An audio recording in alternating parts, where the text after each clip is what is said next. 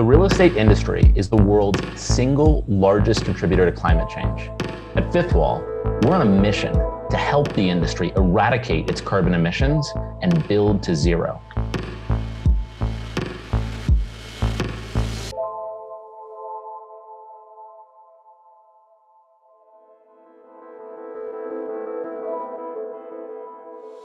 So Bill, thank you so much for joining. I want to welcome everyone, obviously, to Building to Zero, where we're going to meet with leaders in sustainability from around the world to talk with them, just like we are with Bill today, about how to decarbonize the world around us. So Bill, can you just tell us where are you coming in from today and who's the friend behind you?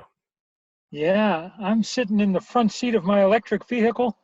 I live in rural Vermont, where, like in most of rural America, there's no good internet.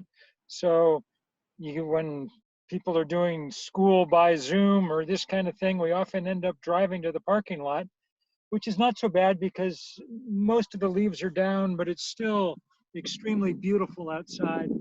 I don't know how much you can see, but Berkey, the dog, and I are enjoying ourselves immensely, just being able to look around at the Green Mountains. Nice. It looks beautiful. I guess soon there'll be snow, but really excited to chat with you today. And maybe just to start, can you just start by telling, who your background and really what your focus is at 350.org? Sure, Brendan. I'm a writer by trade. And in 1989, which was a long time ago, 31 years ago, I guess, I wrote the first book about climate change, a book called The End of Nature, which was a big bestseller and came out all over the world and things.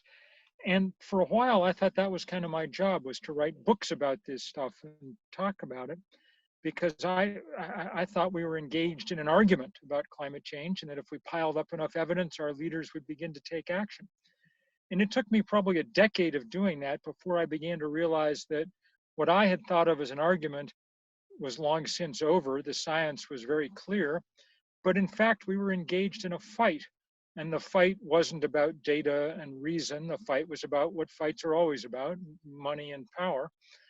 And since the fossil fuel industry had so much, we were going to have to try and match it by organizing. We weren't going to have money, but maybe we could have bodies and passion and spirit and creativity, the kind of currencies of movements. So that's when we started 350.org, which was the first iteration of a global climate change movement. Thank God, in the succeeding decade or so, many others have come in to help: Extinction Rebellion, the Sunrise Movement with the Green New Deal, Fridays for the Future, and all the climate strikers all over the world, on and on and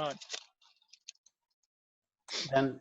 And just from that seat, like, how has the conversation changed? You kind of presented this more adversarial, or it sounds like kind of almost an argument, right, at the outset. Like, how has the conversation changed? And in particular, I'm curious how it's changed from corporations. Well, so first thing is, the conversation's changed a lot because climate change is now abundantly clear what's going on and just how dangerous it is. And all the things we'd warned about 30 years ago are now coming true. Second thing is, we've spent 30 years with the fossil fuel industry mounting a massive disinformation campaign that kept us really from doing anything. We still haven't had serious federal legislation about climate change. So the third thing is that, having built this huge movement, we're now chipping away at, pretty successfully, the power of the fossil fuel industry. And their political power is lessening, and the fight is on a more even ground. And the fourth thing that's changed, Brendan, is that in the last decade, while we've been building these movements, the engineers have been building ever better and ever cheaper solar power and wind power. The price has dropped by 90%. That's a big enough drop to change the spreadsheet, and hence to change the economic calculations. So, Exxon, which 10 years ago was the biggest, most powerful corporation on earth, is now not even the biggest energy corporation. Last week, NextEra Energy, the biggest solar and wind company in the world, passed Exxon for market cap. So there are big changes afoot. And one of the things you've talked a lot about, and what I've seen, is this kind of collective action problem, right? That there are these kind of obviously large incumbents that have point of views that either resist or want to advance efforts to decarbonize the economy. But how do you think of climate change as kind of a collective action problem? And in particular, I'm curious, again, the role that companies play in that, in mitigating that as a collective action problem. Well, so, I mean, the problem with companies writ large in the climate fight is most of them have basically stayed away from it. They've ceded this area to the fossil fuel industry, in whose interest it's been to pretend that it didn't exist because they didn't want to change their business model.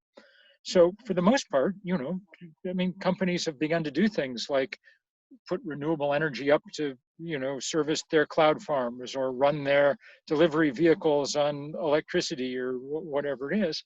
But they haven't allocated significant parts of their lobbying muscle in Washington to get anything done here. They've just left that for the Exxons and the Chevrons of the world. And, in particular, I guess, what have you seen, if anything, in terms of the real estate industry and how it is just conceptualizing its role, its responsibility in the climate crisis? And the reason I ask the question is, today Fifth Wall kind of sits at the intersection of real estate and technology, and we work with a number of very large real estate corporates. And when we started this firm, I guess 2016, I was not hearing real estate owners talk meaningfully about technologies, solutions to decarbonize their business. It didn't even feel like they had embraced a responsibility around it. And in the last 4 years, that change has been dramatic. And I'm curious, how have you seen that from your perspective? So I've seen some signs of what you're talking about. And I've also seen some real reluctance and recalcitrance. So for instance, New York City passed the first serious law in the country demanding that big building owners retrofit their buildings for energy efficiency. And they had to do it over the deep protestations of landlords who are continuing to try and fight it, even though it's clear that this will save them money in the long run, beyond being the good and right thing to do. And by the way, save tenants money, right? Yeah, save everybody. Well, I mean, look, the dirty little secret of everything we're going to do about climate change is energy efficiency, energy conservation, and renewable energy are cheap. The return on investment on this stuff is better than you're getting out of any other investment you're going to make. It creates a net consumer surplus for the economy, right? Like this is a net exactly right. But there's two problems. One is inertia, which you're dealing with. If you own a big building, you've got other things on your mind maybe. And two, there's a ton of vested interest out there. They're just people who have a business model that depends on doing things the way that they keep doing. Hell, there was a story in the paper here in Vermont the other day about the number of businesses that are still heating with coal. So, I mean, what does that tell you? But there is change coming. I think the place that's most interesting right now, for my money, or one of the most interesting places, is in the new construction side, where the question is, in an increasing number of localities across the country, should we build new buildings with hookups to the gas system or not? Or should we go straight to electric for everything?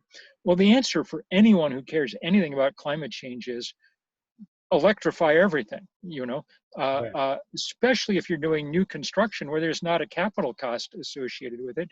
Even if you're not, we really should be retrofitting buildings right now to take advantage of technologies like air source heat pumps and induction cooktops, because they save huge amounts of carbon and they're much cleaner and everything else.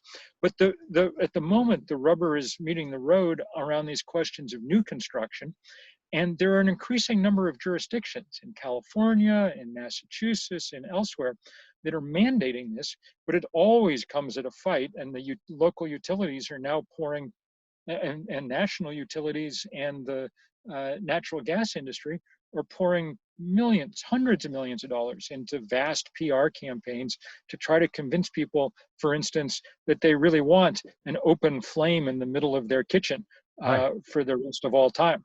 Right. And there's this other issue, right, of just kind of functional obsolescence to buildings. When you build a building, it could be here for 100 years. And so the decisions we take today around how we build these buildings and the embodied carbon in them, I mean, we're living with for generations. And I guess one of the things I wanted to ask about is, you know, we talk to a lot of real estate owners, and some of the things that we ask them is, we're like, what are you doing in and around sustainability? And, you know, a lot of companies have made these public pledges to carbon neutrality. But when you peel back the onion, a lot of it seems to be premised on significant purchases of carbon offsets. Yeah. It's always easier for everyone to go, you know, plant a tree in Bolivia somehow than Right. it is to actually change their business model. So, I mean, the first thing is, and this is really the bottom line for a lot of activists, I think correctly, no one should ever build new fossil fuel infrastructure of any kind. That means no Keystone Pipeline, but it also means no gas hookup to your new subdivision. Right. You run an electric wire in, stick in an air source heat pump, which is great technology, stick in an induction cooktop, and that's that. You know, you're set for the 21st century. And, you know, one of the things that also is said is that, well, you know, it's very challenging to actually reduce the carbon footprint of our building to zero, because the technology today in 2020 is not such that, I mean, the cost effectiveness of it, the efficiency of it is not such that we can actually economically adopt it. And there probably is, in some cases, some merit to that. And one of the questions I always ask is, well, who's funding the technology? And there's a separate question I have almost about like how built world decarbonization technology is being funded. But do you find that to be true? Do you believe that to be the case? That Yeah, the technology doesn't exist today? I think that's nonsense at this point. I think it was true 10 years ago, but I live in a cold climate. I live at 1,500 feet, not that far from the Canadian border. Air source heat pumps work great, and they're not expensive. I mean, I did a story for the New Yorker, and this was 5 years ago, about Green Mountain Power, our local utility, which is, I mean, you can count the number of enlightened utilities on the fingers of one finger, and Green Mountain Power is that finger. You know, they were getting people out of their homes for the weekend, sticking in lots of insulation, air source heat pumps, ground source heat pumps for hot water, induction cooktops, and they were financing it all on the electric bill, and people's total energy costs were going down from month one, because, I mean, among other things, the older the building, the more of the outdoors you're heating every day or cooling, depending what part of the country you're in. I mean, the amount of energy waste in buildings large and small is astonishing. They just redid the Empire State Building, and they cut energy costs 40% without changing energy use 40%, without changing anything for anyone. The temperature didn't change.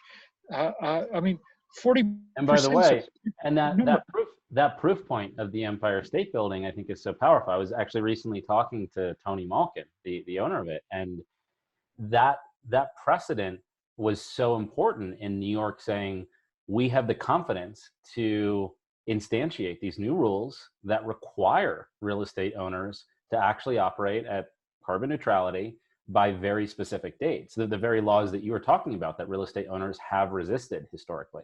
Yeah, well, and there's no reason to resist them, because the expertise a lot of this expertise has been developing for years. I can remember when, Alec Wilson was doing Building Green newsletter, 20 years ago, and we were sort of on the early part of this learning curve and so on and so forth.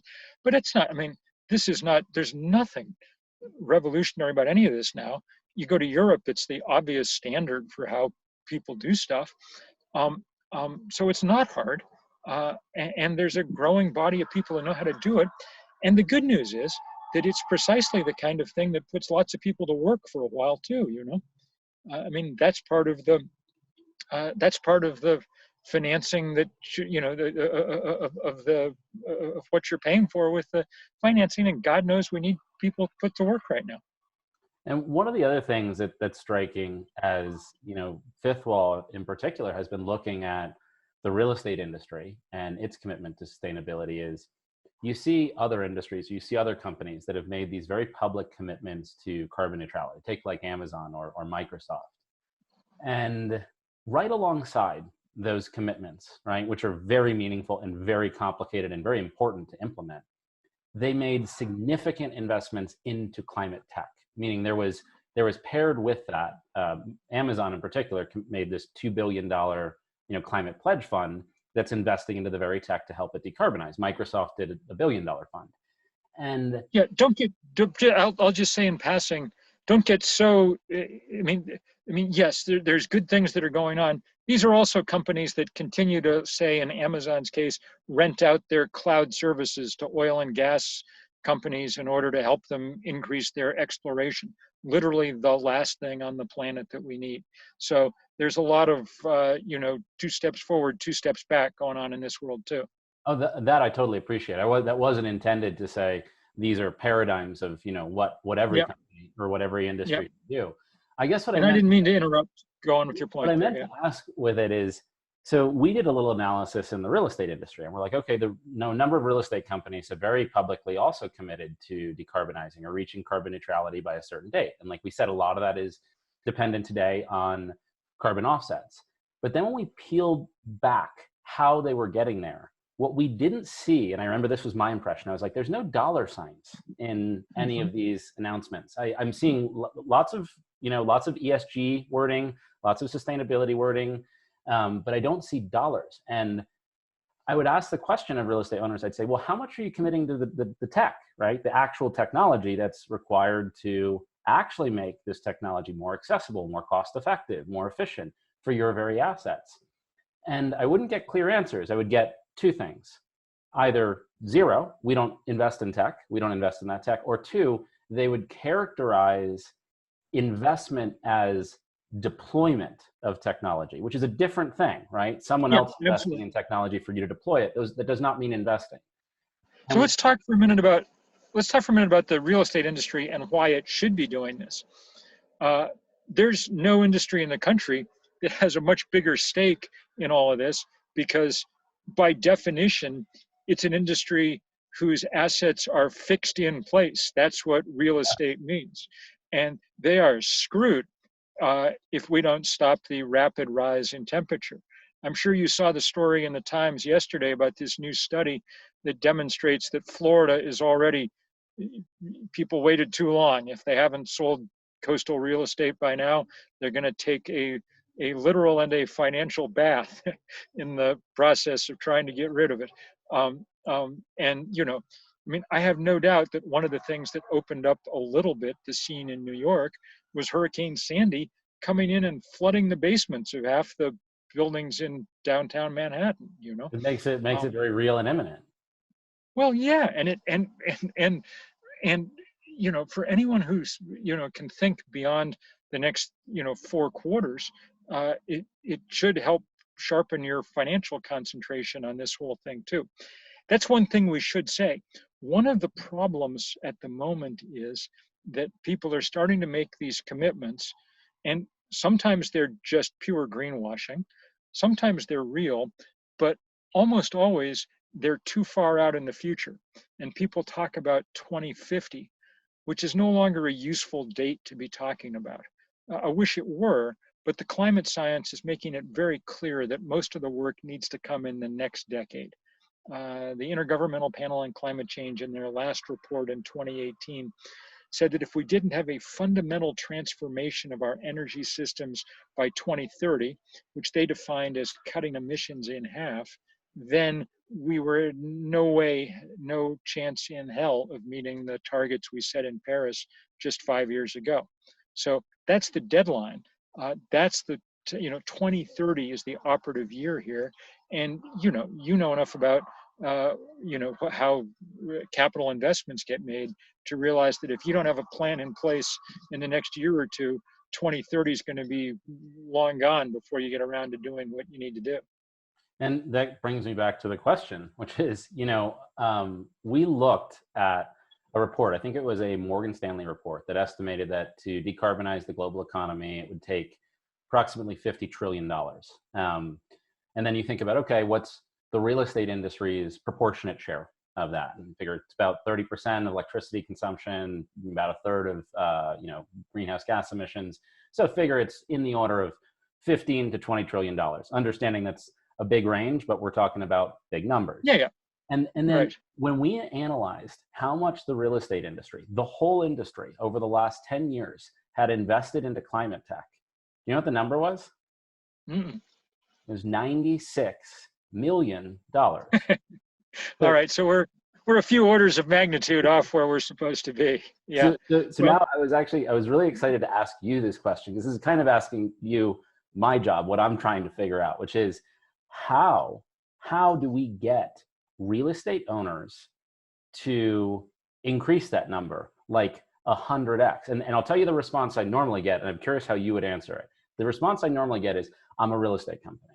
I am in the business of selling space. I keep the rain out, I keep the elements out, I keep the bad people out, I staff it, I light it. That is what I do. I am not in the business of investing in climate tech. That is outside of my scope of work as a real estate owner. How would you respond to that? Because I have to respond to that a lot. sure. Well, look, I mean, I'm sure you've come up with a good series of responses, and clearly, I mean, part of them has to be, you know, it's not like there's going to be a thriving real estate market on a broken planet. So you better help out here and do your part. But truthfully, I think what you're finding is the case is true. So I think it's going to take uh, some shoving from, well, from citizens working through governments to make this happen. First we build activist movements and we go after people. We've done a good job with this fossil fuel divestment movement that's at about $15 trillion now in endowments and portfolios that have divested from big oil, and that's putting big pressure on them. We have a big, citizens have launched an enormous campaign against the big banks and asset managers. And in the last year, we've begun to see BlackRock and Chase and people feel like they have to move. Well, look, we get Donald Trump out of office, knock on wood. Then, big parts of what's coming from the federal government, big parts of the Green New Deal are things that are going to leave landlords no choice and should leave landlords no choice. They don't get to pursue their business, on the backs of the planet. That's not an externality. That's something that they have to cope with because they've been pouring greenhouse gases into the atmosphere in great abundance. And if you're a building manager, I mean, look, you don't get to, you can't, I mean, say you have a building in Midtown Manhattan. I mean, the cheapest way to get rid of all the trash at the end of the day would just be to sweep it out into Fifth Avenue and leave it there. But we don't do that. We don't let people do that because the city would be a mess and there'd be rats and everyone would have leptospirosis and whatever else. Why do we let the building just pour trash into the atmosphere? Why do we let it use the atmosphere as an open sewer in order to increase the profits of the landlord? I mean, sooner or later, that's going to come to an end, and hopefully sooner. it's basic economic theory. These are externalities of the business. Any industry, right, has externalities, the kind of tragedy of the commons. And as you're describing it, the atmosphere becomes the commons in So that in sense. this case, yeah, and in this case, I mean, the good thing is, as we've pointed out, it would actually be cheaper even for the business to deal with these externalities anyway. you Correct. know Even if no one was forcing them to, there's money lying on the table that they could make by not, basically what we're doing now is heating the outdoors. It's lighting the dark for no reason. It's all the other things that we do when we waste energy. And so truthfully, the cost shouldn't, the cost won't be prohibitive. But even if the cost were high, time for landlords to pay it, because people are not going to tolerate forever people getting rich by breaking the earth. I mean, that's just not going to be, yes, under Donald Trump, that's part of the social compact, but it's not going to last forever.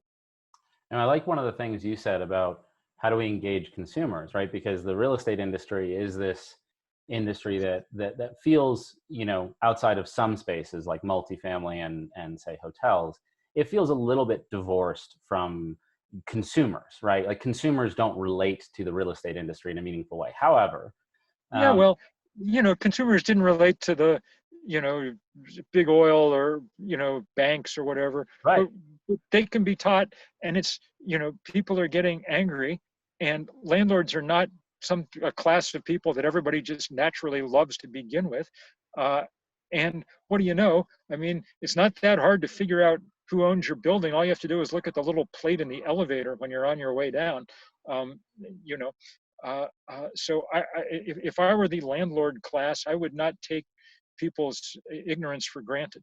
Yeah, and I think it's almost empowering tenants and consumers to ask the right questions, which is how can we make it so that consumers and tenants are not distracted? Because in the real estate industry, there's a billion awards. You talk to every real estate company, they say, I have the highest XYZ standard. And you're like, I don't know that award, or I don't know that standard. It's kind of almost works through the absence of transparency. And I guess one of the questions that I thought of, this was something that I was brainstorming, was what if every tenant was like, okay, this is great. Very excited about all these awards, very excited about all these commitments. How much money, show me the dollar signs that actually went in to new systems, new technologies at this asset.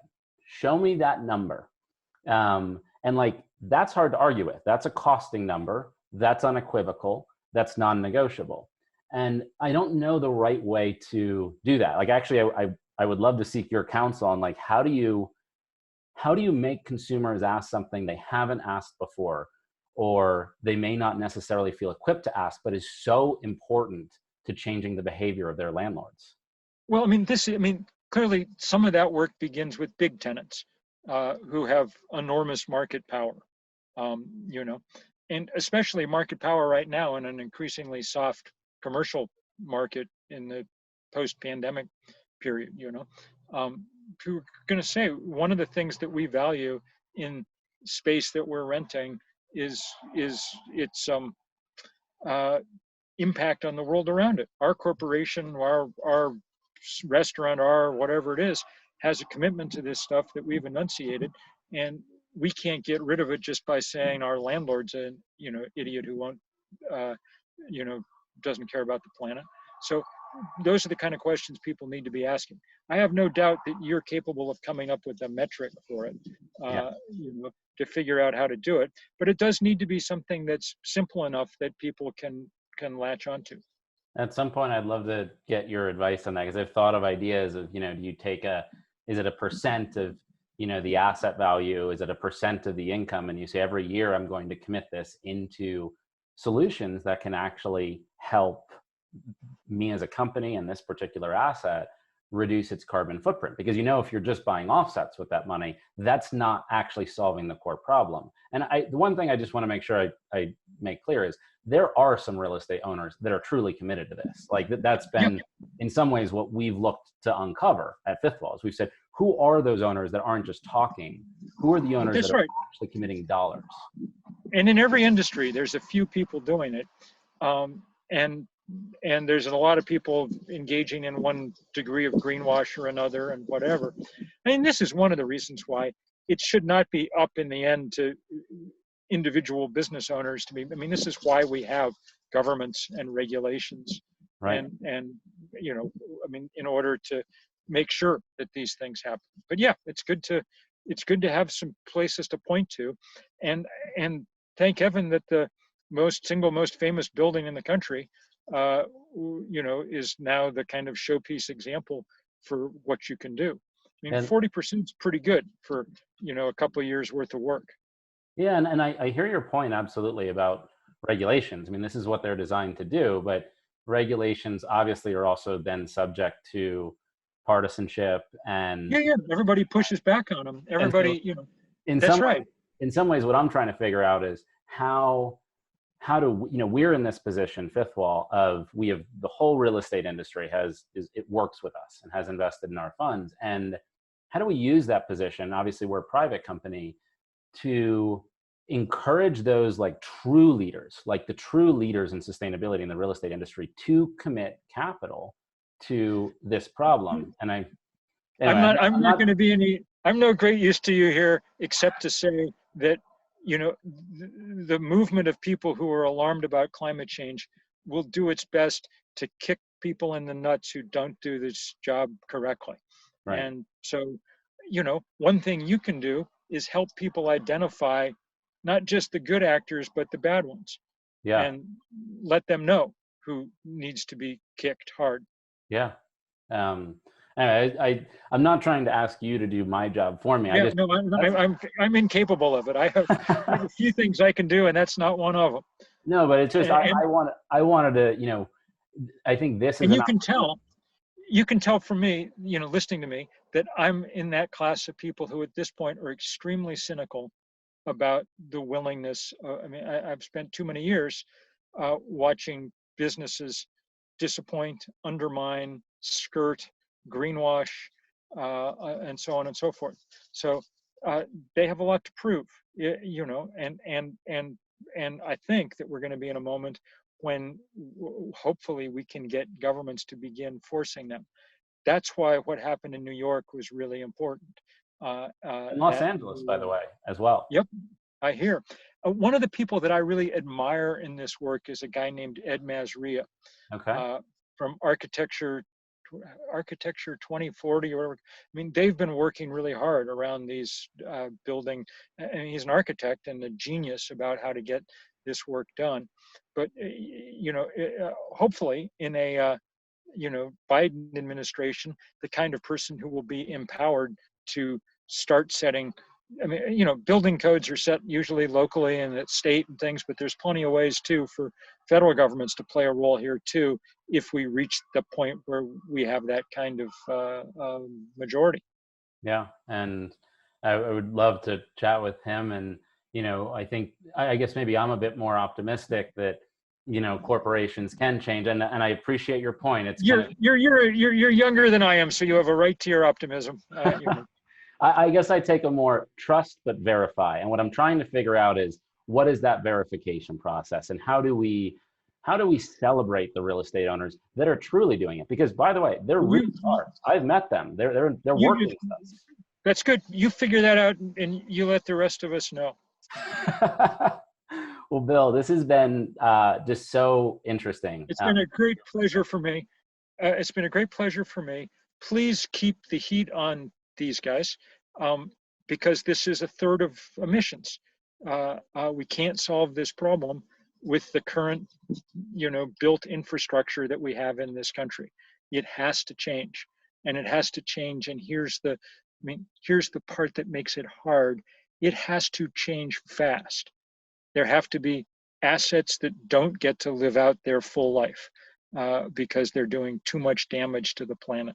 We need quick change, and that we can do it without bankrupting people. In fact, in many cases, with improving their business is a good thing, but that's not the main thing. The main thing is we are in a crisis like we have never been before on this planet, and we need everybody pushing in the right direction.